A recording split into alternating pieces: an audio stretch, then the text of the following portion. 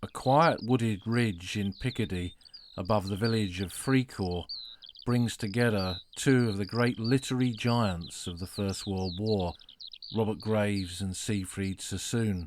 Was what happened to them here in 1915 and early 1916 really nothing of importance? Welcome to the new year and welcome to the continuation of Season 3 of the Old Frontline podcast. Last year was an incredible year with a huge number of episodes that went out and a massive amount of engagement from you all, and I really, really appreciate this. The listening figures really are staggering to me at times, and it's not just that, it's the interaction that we have through social media, via email and the podcast website. And just before Christmas I set you a little challenge to send me photographs of where you listen to the podcast, whether that's out and about or in your own home or wherever it was. And there's been a massive response to that, and I've retweeted them all on the Old Frontline podcast Twitter feed, so you can find them all there. Quite a few of you have also sent me things via email, and it's been really interesting to see that. And what a huge range of locations that you listen to, and what a massive diversity in terms of countries that people listen from.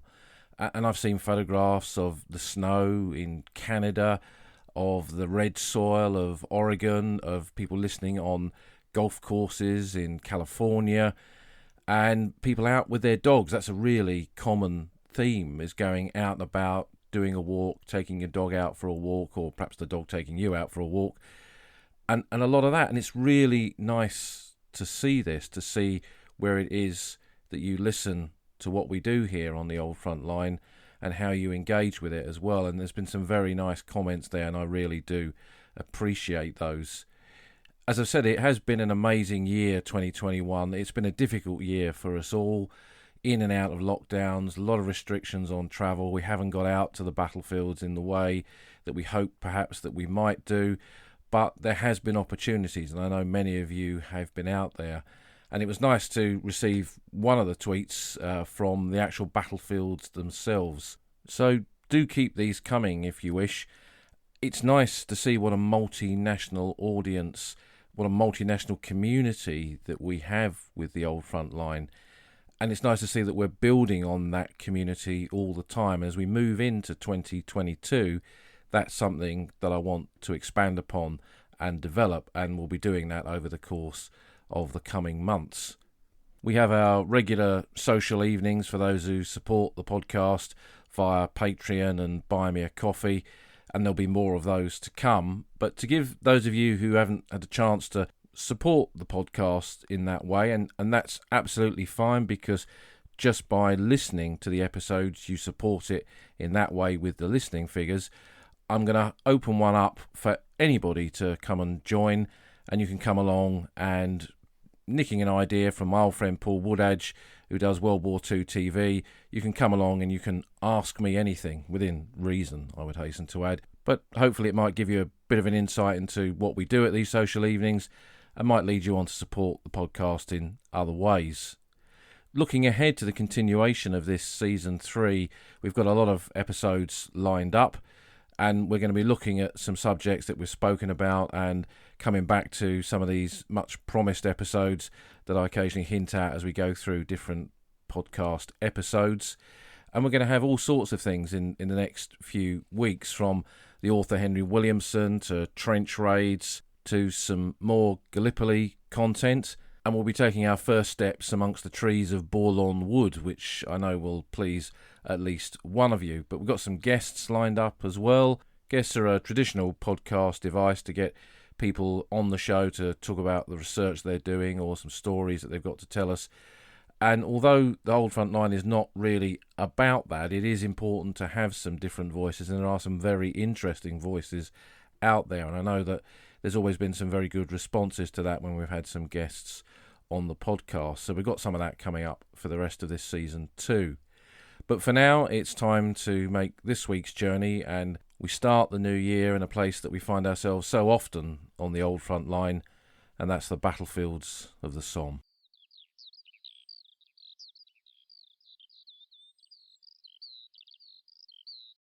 So where are we? Well, we're just outside the town of Albert on the Somme, which was the main hub of the British and Commonwealth forces there during the Battle of the Somme in 1916. And we're close to the village of Fricourt. In fact, we're just on the edge of the perimeter fence of the Albert airport, the modern airport, where you can often see the massive beluga transport aircraft taking off or landing. The modern world is very close, but we're still in the countryside here, and just coming off of a roundabout close to that perimeter fence, we find ourselves outside a British military cemetery with rising ground beyond, going up to a ridge line where we can see a line of trees. And this part of the battlefield that faced the village of Fricourt on one side and the village of Mametz on the other side was part of the British line that was taken over in the summer of 1915 from the French. And we're going to walk that bit of ground now from behind the lines here at a place called the Citadel, and then go up to the forward area where the trenches were, where there's two battlefield cemeteries at a position called Point 110, and then we'll go up onto where the actual front lines were located in the ground that was known as the Bois Français, the French wood. This is an area that I included in my book, Walking the Somme, in the so-called Poets' Walk, because two of the major Great War poets served in this sector, and that was Robert Graves and Siegfried Sassoon, and we'll come on to those during the course of this walk. It's an area much written about because another writer who served in the same battalion as them, Bernard Adams, wrote a book called Nothing of Importance, and we'll also touch on that publication as well. And all the books that we talk about in this episode will have details on the podcast website, oldfrontline.co.uk. So we're standing on the track just off of the roundabout with the modern world and the airport behind us, and we'll leave that behind us now as we walk into the gates of the cemetery down a little grass path. And we notice there's quite an open area just to the left as we come in where the trees are, with one solitary British grave. Once there were French graves here, and this is quite common in all the cemeteries that we'll see on this walk, is that once upon a time there were French burials in all of them, and we'll touch on those, and they were then moved post-war. There was a decision made in these areas to remove the French burials by the French government and either take them back to the places where they came from to be buried or bury them in nearby French military cemeteries. So this ground that we're standing on where this cemetery is located was called the Citadel, and it's located near to 2 points that were marked on British maps of the time, 71 North and 71 South, and both Graves and Sassoon refer to those locations in their books, their memoirs. The Citadel was this position here in a bit of a hollow where there was a camp and a rear area and also medical facilities and a safe place as well to bury the dead. And that's how this cemetery, Citadel New Military Cemetery, came into being. The camp that was here grew and grew as the Battle of the Somme progressed. When Sassoon and Graves were here, it was probably only a temporary thing. But as the battle moved on, the fighting moved beyond the ridge to the horseshoe of woods, and then beyond that to Ginchy, Ginchy and Guillemont and Les Baffes and the Morval Ridge. This became an area where units that were out of the line were billeted. And probably originally there were tents here, but later on there were Nissen huts. I've seen some photographs from the end of 1916 showing this whole area covered in these Nissen huts with sandbagged entrances. And that's also mentioned in 12 Days by Sidney Rogerson, another fantastic First World War memoir. He was an officer in the West Yorkshire Regiment, and he'd served up in the line close to Les Baffes, and they came back here for a rest in this camp at the Citadel. There's no trace of that camp today, but back in the 90s, there's a little farm down the road from here that was derelict at the time, and I noticed that in the grounds of it was a huge British Army water tank, and when I went to have a look at it, it had one of the water tank brass labels on it indicating that it was of British manufacture. And this was a huge reservoir to keep water in so that there was a water supply point for the troops, and that would have been an integral part of this camp and the facilities in this area here at the Citadel. I suspect it's long since been scrapped. So when we come into the cemetery by the gate and we see this open area here, As I said, that was where the French burials were made in 1914 and 1915. It wasn't a particularly big cemetery. There were 27 French graves here by the time that the British moved into this sector, and there were also 6 Germans buried here that were likely prisoners captured in trench raids or when the Germans raided the French lines. All of those graves were removed post-war to their respective cemeteries. The British burials began here in August of 1915, and at that time the cemetery was called Citadel Military Cemetery, in brackets, Point 71, and that name was then changed after the war, not an uncommon thing in many cemeteries that were made permanent. The cemetery remained in use throughout the Battle of the Somme, right up to the end of it in November of 1916, when it was closed, and then it was used again in the summer of 1918, when the second Battle of the Somme swept through this area. And in fact, some years ago, when they were working on the extension of the airport that's just behind us, and they dug the new runway and they added the perimeter fence, they did a bit of archaeology there, and they found the remains of British and German soldiers who'd been killed in the fighting in that area in August of 1918, including several unknown soldiers of the London Regiment, and they were very heavily involved in that particular battle in this area. So when we look at the burials that are in this cemetery and wander along the rows, we find a distinct pattern to those burials. We find men killed in the pre-Battle of the Somme period, up in the front line around the Bois Français, brought back here for burial. There were 3 burial grounds, as we discovered, and why some men were buried closer to the front line or brought back here for burial is not entirely clear, but that was certainly the case. So you can have a unit that was in the line, buried some of their men up at the Point 110 cemeteries, but then a few days later brought someone back and buried them here. There were medical facilities here, and some of those men did die of their wounds, but after the 1st of July, the nature of the burials here changed because the medical facilities got bigger, so field ambulances moved in, whereas this was probably a regimental aid post close to this prior to the Battle of the Somme, where the regimental medical officer dealt with the wounded coming back from the front line area. When the fighting moved on, and this was a safer area to establish a larger medical unit, a field ambulance of the Royal Army Medical Corps set up an advanced dressing station here, and that remained in use throughout the Battle of the Somme. So wounded coming back from the fighting of the Horseshoe of the Woods, of Guillemont and of Ginchy and the ground beyond were brought back to here because there were designated routes for the evacuation of the wounded, so medical facilities didn't get overwhelmed. And then the men that died of their wounds in those medical facilities and those dressing stations were buried here. There are 378 burials, of which 363 are identified soldiers, so the vast majority of the men buried in this cemetery are known.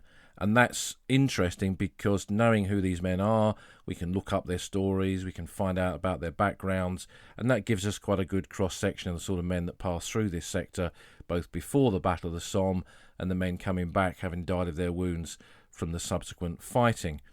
And as we come into the entrance on the right-hand side, there's quite a big plot of officers there, including some senior officers. So, for example, there's the grave of Lieutenant Colonel Guy Baring. He was a former Conservative MP, one of a number of either members of Parliament or former members of Parliament to fall in the Great War.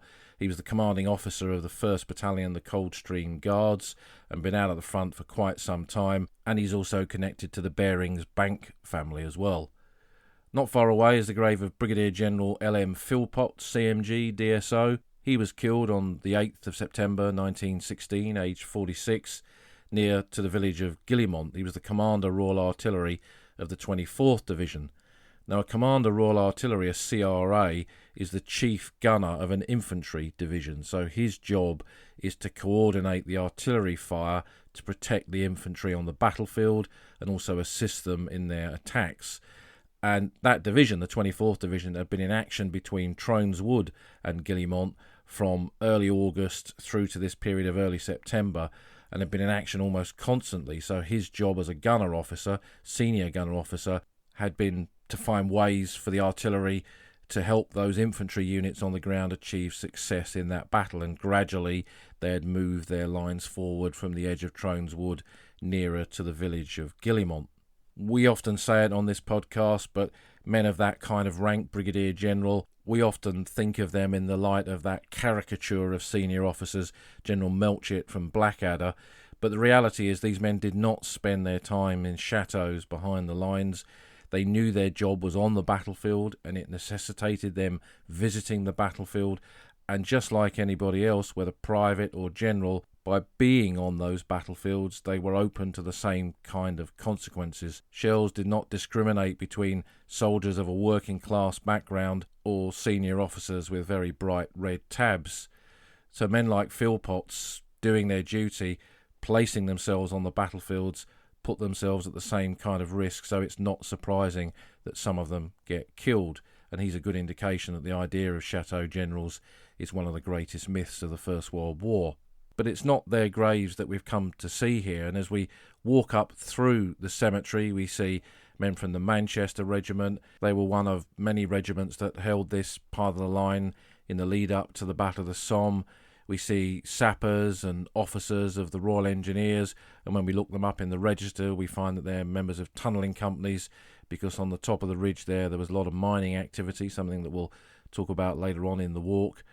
But it's a grave over towards the far corner of the cemetery that we're going to visit, and that's the grave of Corporal O'Brien of the 1st Battalion Royal Welsh Fusiliers. When we look at the cemetery register entry for O'Brien, we see that it gives us very scant details. His family either never responded to the final verification form asking for more information, or they never received it. Some working class families move frequently, and the address that the War Graves Commission had for them often was out of date, but for whatever reason his entry just reads Corporal R. O'Brien, 11242, 1st Battalion Royal Welsh Fusiliers, 26th of May 1916. O'Brien was connected to one of the great characters that we're looking at in this walk, and that was Siegfried Sassoon. Sassoon was here as an infantry officer, and 3 of his published works connect us to this area. 2 of his memoir volumes, Memoirs of a Fox Hunting Man, that takes him from peacetime as a country gentleman to the ranks of the Sussex Yeomanry, and then commissioned as an officer in the 3rd Battalion Royal Welsh Fusiliers, and then coming out to France, and then the continuation of that story into Memoirs of an Infantry Officer, his more famous book, and also his published diaries that were edited by Rupert Hart Davis back in the 80s and 90s. And again, I'll put links to all of these onto the podcast website. His memoir books are fictionalised accounts of his wartime service, and this is something that a lot of veterans, in fact in both world wars, did. One of the ways for them to come to terms with their experience was to fictionalise it, to describe it in a way that almost it wasn't them taking part in those events, that they could somehow distance themselves from it and compartmentalise those memories to make them easier to live with, perhaps. So when we look at the stories within Sassoon's books, some of them he switches around, he changes the names of a lot of men, but O'Brien appears as himself. He describes him as a former dock labourer from Cardiff and a man who went out on patrol with Sassoon up on the battlefield at the Bois Français, in and out of the mine craters on many, many occasions. And in Sassoon's published diaries, we've got this account of a raid that took place up on the ridge on the night of the 25th, 26th of May 1916. A party had gone to raid the enemy positions and had encountered the Germans in no man's land around the area where the mine craters were, and there had been a fierce exchange of bombs, of hand grenades, and O'Brien had been wounded in that engagement. Sassoon himself wasn't on the raid, he was up in the front line when it took place, and he saw the men come back with quite a few casualties, and they reported that his old friend O'Brien, who he'd been out with out in no man's land on all of those occasions, was seriously wounded and lying in a mine crater out in no man's land. Now at this time, because of the death of one of his friends, and we'll talk about that story when we get up to that grave up at the Point 110 cemeteries, Sassoon almost had a kind of death wish at this point, that he was out in no man's land, patrolling, raiding, gathering intelligence all of the time, almost trying to get himself killed because of this terrible loss he'd sustained with the loss of one of his friends in this sector. But on this occasion, you see one of the contradictions of Sassoon. He's probably one of the greatest pacifist voices of the First World War, particularly considering that he wrote that letter to the Times protesting against the war in 1917, which almost led to his court-martial. But yet many of his friends described him as a great soldier, once that he was the best company commander in France. So when Sassoon discovers that O'Brien is out there, he doesn't hesitate in getting together a party to go and try and bring him in. And this is his entry from his diaries. At last I find O'Brien down a very deep, about 25 feet, and precipitous crater on my left. He is moaning, and his right arm is either broken or almost shot off. He's also hit in the right leg.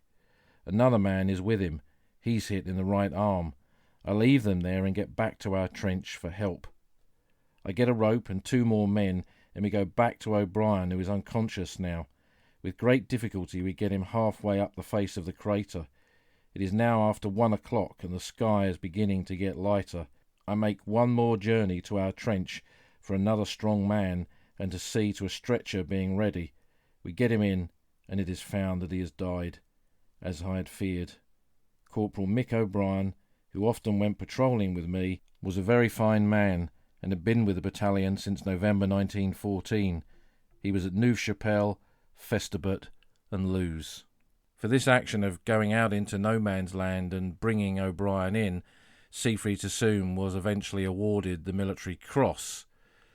When the MC was announced in battalion routine orders, the commanding officer or the adjutant realised they had no Military Cross ribbon to hand to Sassoon so he could sew it onto his tunic. The medical officer of the battalion at that time obviously had a great regard for Sassoon, because he gently unpicked the MC ribbon off of his own tunic. He'd been awarded it for an earlier action in the war, and he gave it to Sassoon so he had something to sew on his uniform. But I think the medical officer, who Sassoon greatly admired, him giving him that ribbon meant more to him, I think, than when he got the actual Military Cross from the King later on.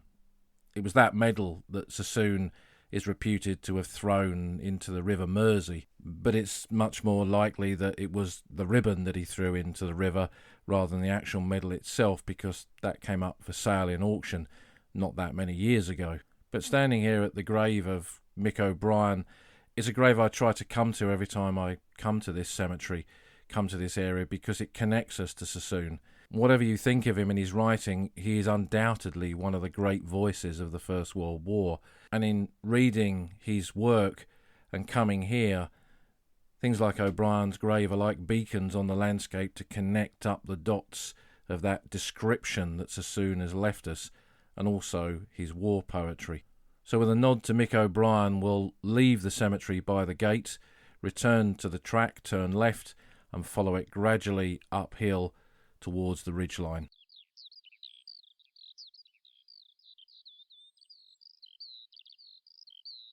The track curves and follows the contours of the ground here up towards the area where the trees are sitting on the ridge, and we're looking at the landscape where the trench system was in 1915 when we took over this sector from the French. And the 3 characters that we're following across this ground, Siegfried Sassoon, Robert Graves, Bernard Adams. Sassoon, that great country gentleman, very, very wealthy, on a huge amount of personal income before the Great War, privately published his own poetry, but as soon as the war came, him and his brother joined up. His brother Haymo was killed at Gallipoli in 1915. Sassoon served as an ordinary soldier in the Sussex Yeomanry and then was commissioned. And Robert Graves, who was here alongside him, had gone from public school into the army, served initially with the Welsh Regiment and then transferred to the 1st Battalion Royal Welsh Fusiliers, where he came across Sassoon. We've talked about Robert Graves in a previous episode of the podcast when we did a Books and Battlefields edition and looked at the ground around Bazentown where he was wounded. Graves, Robert von Ranker Graves, that was his mother's maiden name, she was German, was one of those curious characters of British literary history. Outspoken, brave as a soldier, wounded on the battlefield. He had a very complex personal life, but left behind this great legacy of Great War poetry and Great War writing. His book, Goodbye to All That, really is a classic of the First World War. And it was a book that I had in my knapsack, a Penguin paperback edition of it, when I first came across to the Somme in 1982. And it was great to walk some of that ground and then read Robert Graves's work at night back in the hotel. And when I returned from that trip, and bearing in mind I was only a teenager at the time, I wanted to contact Graves. He was still alive then, so I wrote to him through his publishers, and they confirmed that they'd passed the letter on, but he never wrote back. And I was always upset about that, because I would have liked to have exchanged a few words with him, because his book then and now means a lot to me. But a few years ago, not long after I moved up here to Yorkshire, I went to a talk as part of the annual Sheffield Literary Festival, where his granddaughter spoke about his war poetry and read some of it, because they'd published for the first time a volume of his collected war poems. And she spoke about that in the last few years of his life, he completely rejected his experiences and his service in the Great War and never wanted to speak about it. He didn't like to be identified as a war poet or as a war writer, and I guess that's why I never got a response all those decades ago, and it's very understandable. Bernard Adams is a lesser-known character. He's not a great figure of literature, but he was wounded in this sector just before the Battle of the Somme, and when he was home on leave, he wrote and then privately published a book called Nothing of Importance, which describes those months in the lead up to the Battle of the Somme from the point of view of an infantry officer in the 1st Royal Welsh Fusiliers. The term nothing of importance is something that you often see in war diaries of this period, where they say, nothing of importance, 1 man killed, 5 men wounded. And I suspect he was hinting at that although there was no big battle taking place here, this nevertheless was of great importance to the men who were serving in this sector. And as again we've said many times on the podcast, the experience of soldiers in the trenches of the Great War was not all about bombs and bayonets and big battles. It was holding the line in quiet sectors like this. Bernard Adams returns to the front, but was wounded in 1917 and died of his wounds, and is buried at Cuin British Cemetery on the Somme. So, in many respects, as we walk up this track, we're walking into the world of these 3 men, the world that they've left behind for us in their writing. And of course, by doing that, they've left behind the world that all the men who served here in 1915 and 16 experienced as well. And I think that's one of the great things by connecting books to battlefields like this ground comes alive.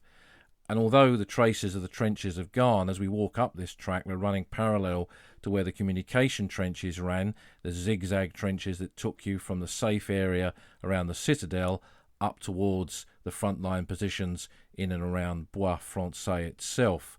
So we'd have seen a chalk landscape here with barbed wire ahead of us in the distance, the zigzag shape of the trenches, and then different positions. There were small redoubts, defensive positions in and around the different support and reserve lines that were in this sector. But very soon we get to the first of the 2 cemeteries that we can see ahead of us. The first is Point 110 New Military Cemetery. What was Point 110? Well, it was a contour on a map, and this was a position that was marked on British maps and was likely marked on French maps that we would have taken over from the French when British troops moved into this part of the line in the summer of 1915.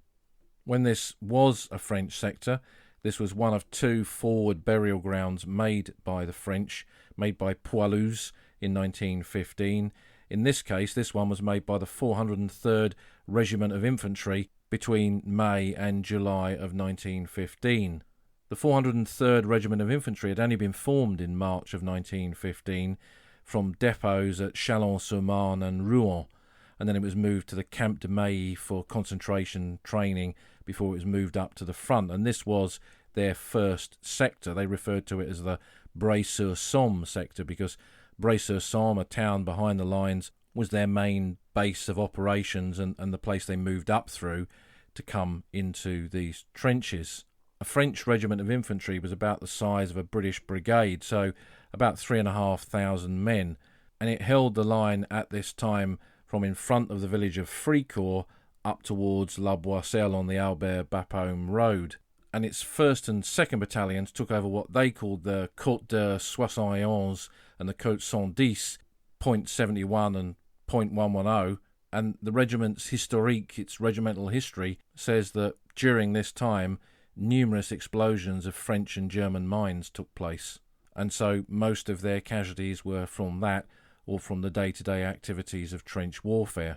When British units arrived in this sector, they would have seen this French burial ground made by the 403rd, but initially they didn't use it. They used the next cemetery that we'll come to shortly.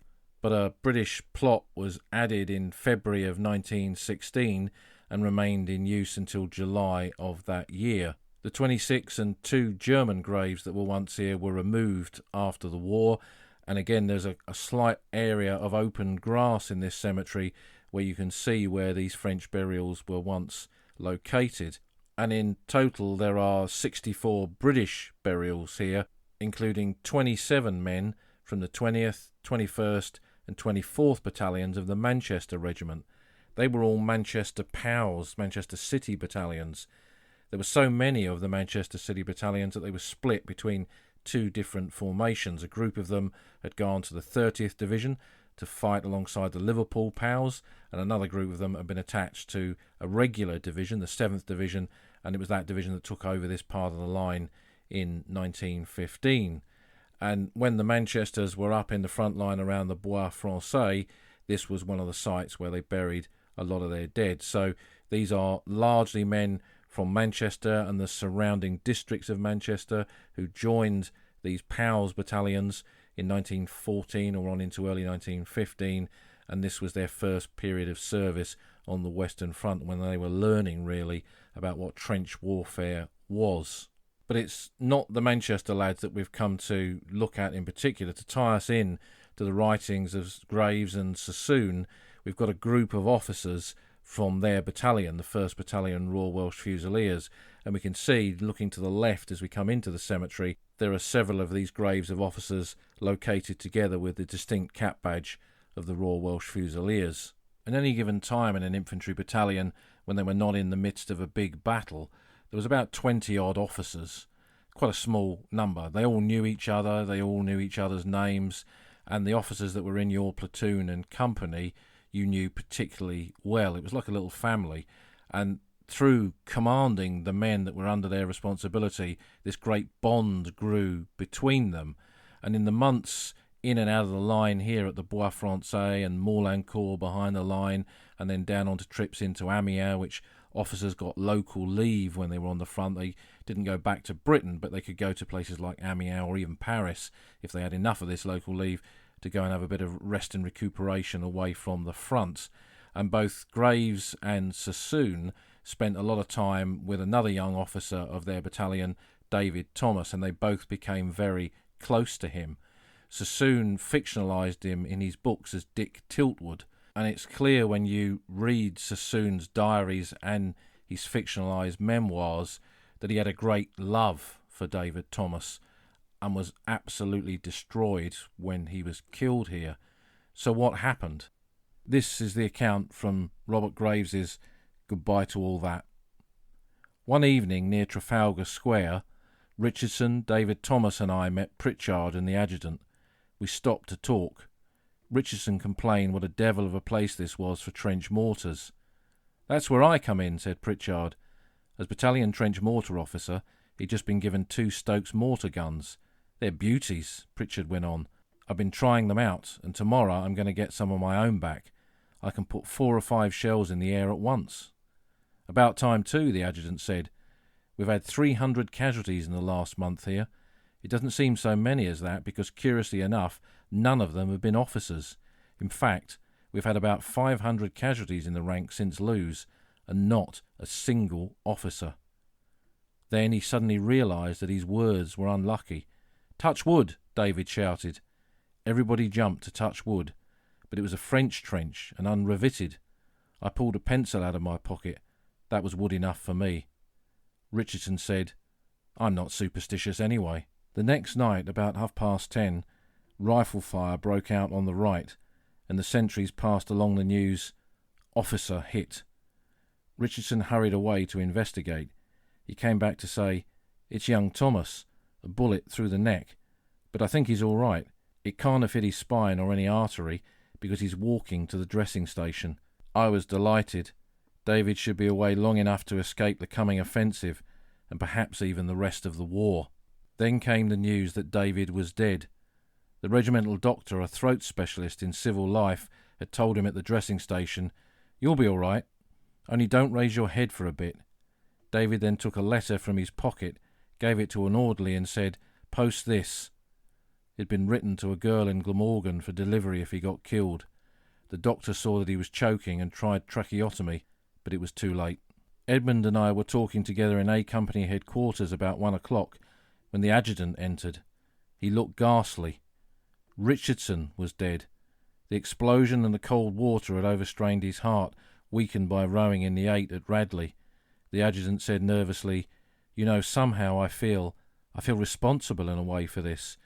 What I said yesterday at Trafalgar Square, of course really I don't believe in superstitions, but..." Just at that moment 3 or 4 whiz-bang shells burst about 20 yards off. A cry of alarm went up, followed by, "Stretcher bearers!" The adjutant turned white, and we did not have to be told what had happened. Pritchard, having fought his duel all night and finally silenced the enemy, was coming off duty. A whiz-bang had caught him at the point where the communication trench reached Maple Redoubt. A direct hit. The total casualties were 3 officers and 1 corporal. So in the space of a day since the adjutant had made those remarks in the trenches beneath the ridge, 3 of the officers present were killed. David Thomas shot through the neck, Richardson killed in no man's land, and Pritchard killed by a whiz-bang, and all 3 of them buried here in this cemetery. How did this affect Sassoon? Quite simply, it broke him. David Thomas and Siegfried Sassoon had been at the Royal Welsh Fusiliers depot together. They'd been in training together, they'd crossed to France together, and they'd come up to the line together and formed this very close friendship. I don't think it's an exaggeration to say that Sassoon worshipped David Thomas, and when he was killed, it completely broke him, and he felt that he wanted to die on the battlefield like David.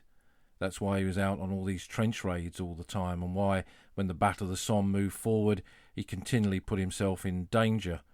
He never really got over the death of David Thomas, and this is his description from his diaries.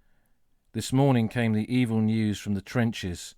First, that Tracker Richardson had died of wounds after being knocked over by a shell last night in front of the trenches. This was bad. But they came afterwards and told me that my little Tommy, David Thomas, had been hit by a stray bullet and died last night. When I last saw him 2 nights ago, he had his notebook in his hand, reading my last poem, and I said good night to him in the moonlit trenches. Had I but known, the old human weak cry. Now he comes back to me in memories like an angel, with the light in his yellow hair, and I think of him at Cambridge last August when we lived together for 4 weeks in Pembroke College, in rooms where the previous occupant's name, Paradise, was written above the door. And tonight I saw his shrouded form laid in the earth with his 2 companions. Young Pritchard was killed this evening also. In the half-clouded moonlight the parson stood above the graves, and everything was dim but the striped flag laid across them. Robert Graves beside me, with his white whimsical face twisted and grieving. Once we could not hear the solemn words for the noise of a machine gun along the line, and when all was finished, a canister fell a few 100 yards away to burst with a crash. So Tommy left us, a gentle soldier, perfect and without stain, and so he will always remain in my heart, fresh and happy and brave. Sassoon immortalised him in his poetry. Several of his poems really are about David Thomas. He immortalised him in his memoirs as Dick Tiltwood, and he never forgot him. And I often wonder whether after the war Sassoon came here to Point 110 and visited this grave. I know he came back to the battlefields on several occasions. He described the Menin Gate on one of them as that sepulchre of crime, But whether he took this path to this isolated cemetery on a hillside in Picardy, I don't know, but I like to think that he did. And it's really something to come here with those books in your knapsack and sit at these 3 headstones and read the accounts of this sector and tie in the lives of these men. Tracker Richardson, that was his nickname in the battalion, had been out since the very beginning of the war, and he'd taken part in the Christmas truce in December of 1914. Pritchard was from Yorkshire, David Thomas a Welshman. 3 young men who, on one level, like so many, were just footnotes in history, but through the words of 2 literary giants, they live on evermore. And now we leave the cemetery and walk out along the path and turn right and continue along the track to our next cemetery here at Point 110.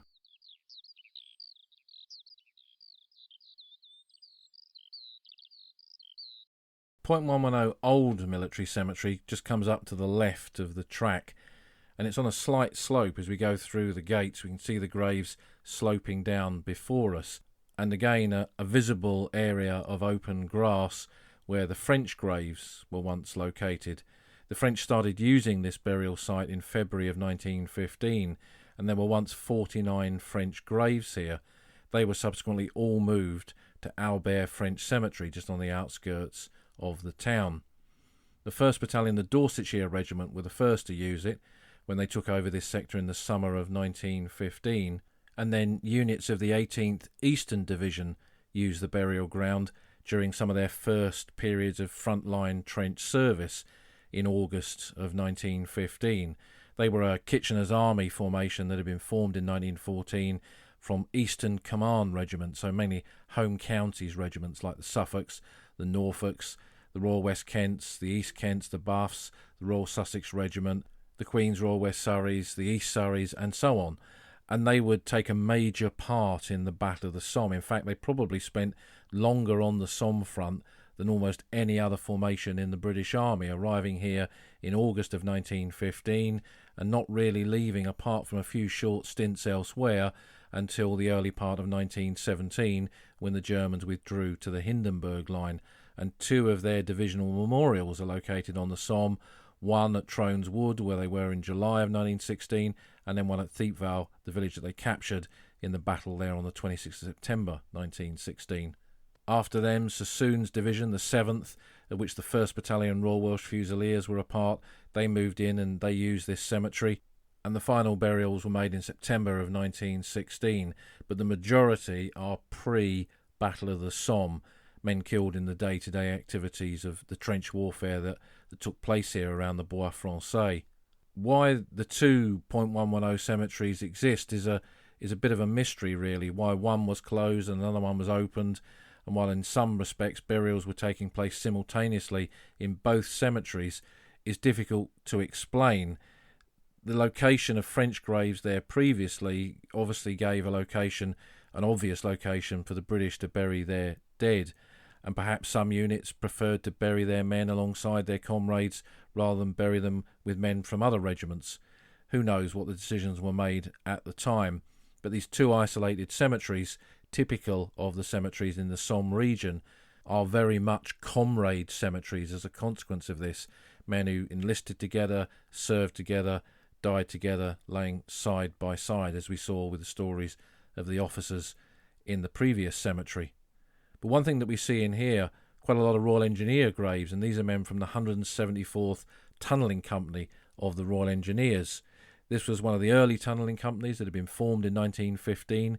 It had been previously in action at Hoop Lines up in northern France, and then in July of 1915 it moved down to the Somme, where it took over more than 60 galleries from the French who'd been mining in this sector previously.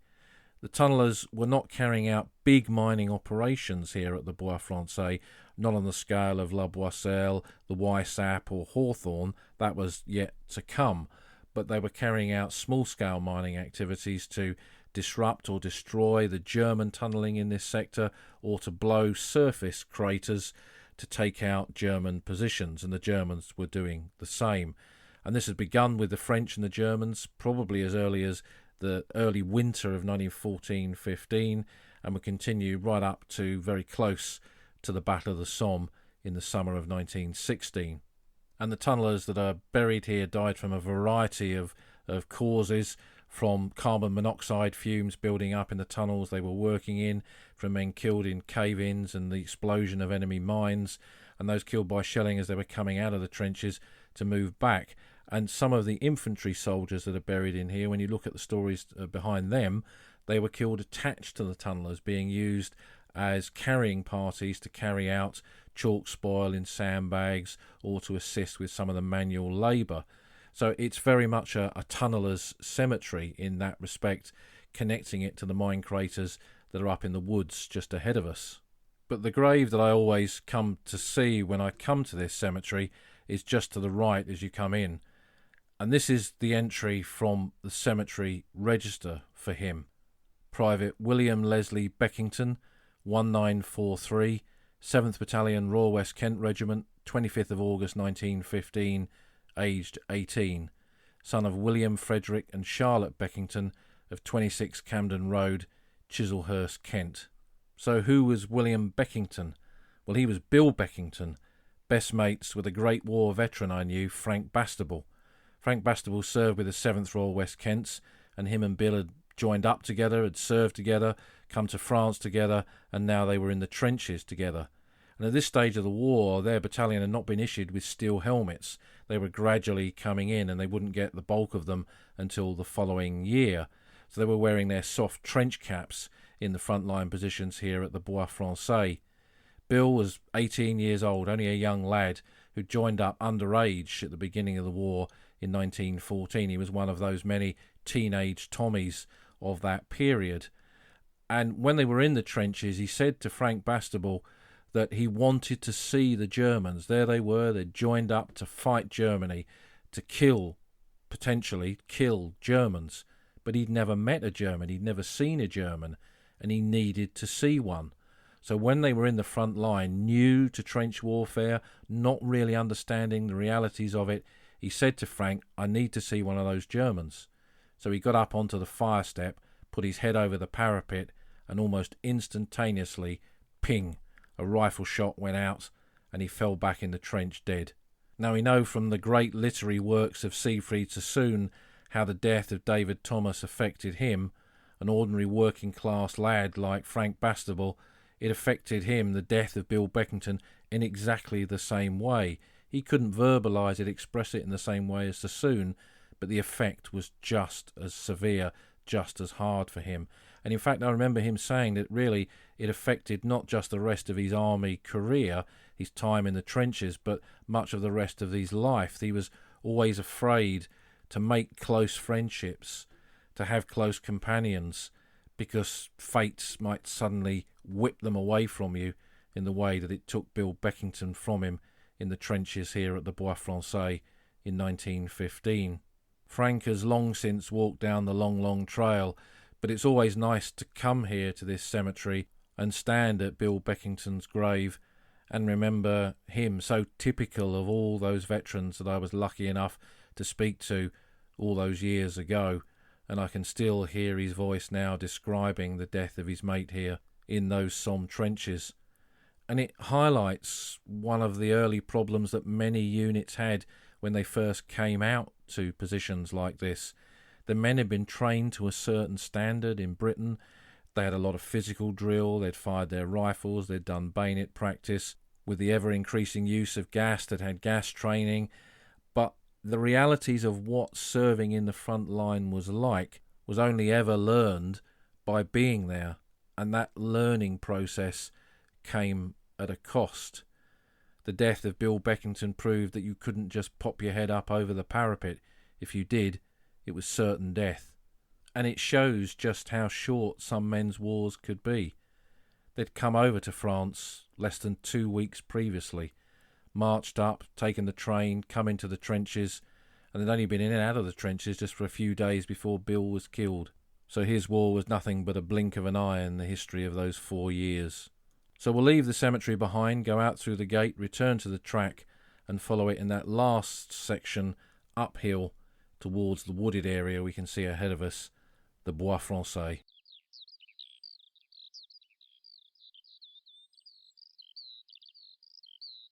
We eventually come to a crossroads of tracks with a wooded area both to our left and to our right, with a track continuing through the woods which drops down into the valley and onwards towards the village of Fricourt. Where we're standing close to this junction of tracks is very close to the actual British front line, and before that the French front line that ran through this area. And the wooded area is the Bois Français, the French wood. If you take the track to the left, that takes you down to the left section of Bois Français, sliced in half, as it were, by the road that drops down towards Fricourt. And there you'll find a private memorial on the site of a grave to Francois Thomasin, a soldier of the 26th Regiment of Infantry, who was killed here in September of 1914 in the early engagements between the French and the Germans. And when you go into the wood at that point where that private grave is located, which is now tended by Souvenir Français, which is a French organisation that looks after memorials like this, you'll see, particularly in the winter months, the trenches snaking their way through the trees and the shell holes, and beyond that the mine craters, the evidence of the tunnelling operations that took place here. If we go to our right at this track, into the right-hand section of Bois Français, we go past a little area on the corner where for many, many years when I used to come up here, this was a bit of a shell dump. You'd often see farmers dumping their shells here for disposal by the Somme bomb squad, but you'd also see collectors bring stuff up here that they couldn't defuse or had tried to defuse. Incredibly, there are these lunatics that try and take live First World War munitions apart to preserve them within their collections. They're lucky to preserve their life in doing so. This is something you should never, ever attempt. And I remember coming up here and once seeing an 18-pounder high explosive shell rammed between the Y shape of two tree trunks, where they jammed it in there and they were trying to saw off the end. Now, they hadn't succeeded. They'd used some kind of electrical saw to do this. It had cut down through the metalwork but not gone into the shell. Now, in doing that, they would have heated up the explosive inside and could have set it off that way, but if they'd continued cutting, they would have cut right through the gain, the big charge that sets the explosive shell off, and almost certainly detonated that, killing them instantly. And over the years that I lived in France, and over the years that I've been visiting these battlefields, I've read story after story of collectors doing crazy stunts like this, and often paying for it with their lives. So something to be avoided at all costs. But continuing along that right-hand track, it brings us out to a fence where we can see some grass-covered mounds, and an open area beyond that going towards the edge of the trees. Now, the mounds have confused people over many, many years. They are 1930s, just pre-Second World War, anti-aircraft defensive positions for the French army to guard the airport, which was at Meult, which is now the big modern airport that we can see in the distance and we were very close to at the beginning of this walk. So these have no direct connection to the Great War. But in the times when this pasture is open, and as always we must respect private property here, but there are occasions in which the gate of this pasture is open. Sometimes it has cattle in, sometimes it has horses in, and you should never go in there when that is the case. But bearing in mind that it is private property, if you do walk in the field beyond the mounds of the anti-aircraft positions, you will see the ground drop away into a whole series of mine craters and very clearly see the zigzag shape of trenches leading up to the lip of them. And when you stand there on this southern lip, as it were, you're pretty much on the British front line, and on the other side of the crater is where the German front line was located. So you can see how close together both sets of trenches were here. Now, we mentioned Bernard Adams as the third of those writers who described this sector of the Somme battlefields, and his book, Nothing of Importance, carries this description of the Bois Français sector. In these trenches at Bois Français that we held for over 4 months, I may fairly claim to know every inch of them, I think. It is obvious that if you are at Bois Français and look north, you have an uninterrupted view not only of both front lines running down into Fricourt Valley, but of both lines running up onto the high ground north of Fricourt, and a very fine view indeed of Fricourt itself and Fricourt Wood. It is also quite clear that from their front lines, north of Fricourt, the Germans had a good view of our front lines and communications in the valley. But of Bois Français and our trenches east of it, they had no enfilade view, as all our communications were on the reverse slope of this shoulder of high ground. So as regards observation, we were best off. Moreover, whereas they could not possibly see our support lines and communications at Bois Français, we could get a certain amount of enfilade observation of their trenches, where there was a redoubt and an artillery observation post. We were in those trenches for over 4 months, and I know them as one knows the creakings of the doors at home, the subtle smell of the bathroom, the dusty atmosphere of the box room, or the lowness of the cellar door. Particularly intimate are the recollections of dugouts, with their good or bad conveniences in the way of beds and tables, their beams that smote you on the head as regularly as clockwork, or their peculiarly musty smell. One dugout invariably smelt of high rodent, another of sandbag, nothing but sandbag.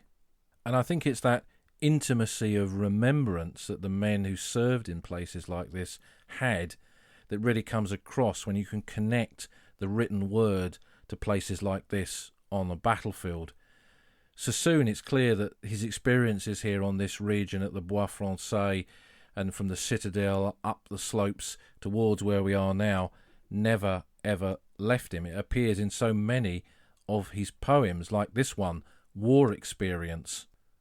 Degrees of groping thought have taught me to conclude that when a man begins in youth to learn truth crude from life in the demented strife and ghastly glooms of soul-conscripting war, mechanic and volcanic, not much remains 12 winters later of the hater of purgatorial pains.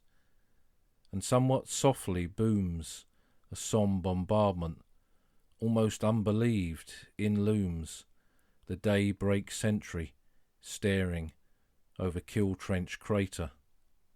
And the site of Kill Trench Crater is a little bit further along the track over to our left towards the next part of the wooded section of this ridge.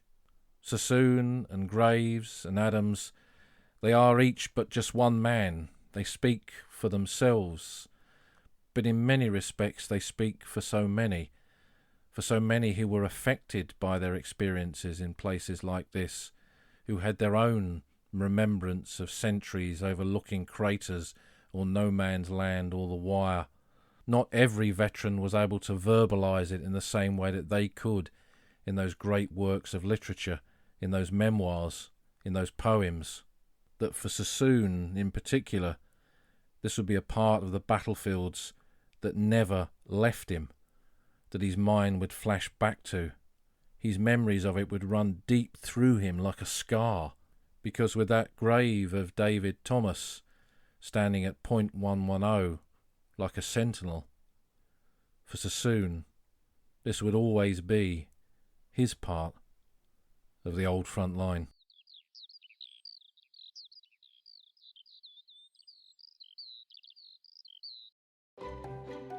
You've been listening to an episode of The Old Front Line with me, military historian Paul Reed.